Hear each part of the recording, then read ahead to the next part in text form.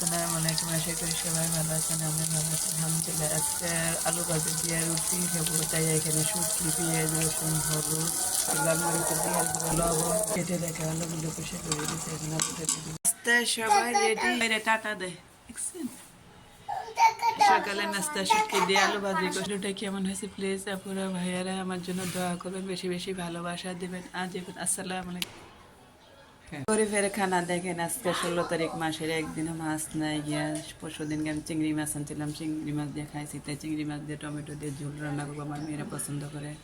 আর আমি নেচার থেকে লাল শাক আনছি, লাল শাক ভাজি করবো, সবগুলো কেটে দিয়ে নেবো। কেটে পরিষ্কার করে নিচে এখন সিদ্ধ করে রেখে দিচ্ছি, ভর্তা বানাবো। আশা করি সবাই ভালো আছেন, আমি ভালো আছি আলহামদুলিল্লাহ। এখানে আমি কাঁচামরিচ, দুইটা শুকনো মরিচ, চাল, পেঁয়াজ, রসুন তেল দিয়ে কিছু লবণ এতে করে শাকগুলো তেলে মেরে দিয়ে রসুনের সাথে মিশিয়ে নিই। আমার শাক ভাজি হয়ে গেছে, এখন একটা বাড়িতে তুলে নিব। আমি ভর্তা বানাবো, ভর্তা দিলাম ছিল না, তাই একটা লেবু ভর্তা দিয়ে দেবো। লেবু ভর্তা দিলে সুন্দর একটা সুগ্রান বানিয়েছিল। টমেটোটা দিয়ে দেবো, ভালোভাবে মেশানো হয়ে গেছে। এখন কষানো, তারপরে ঝোল দেবো।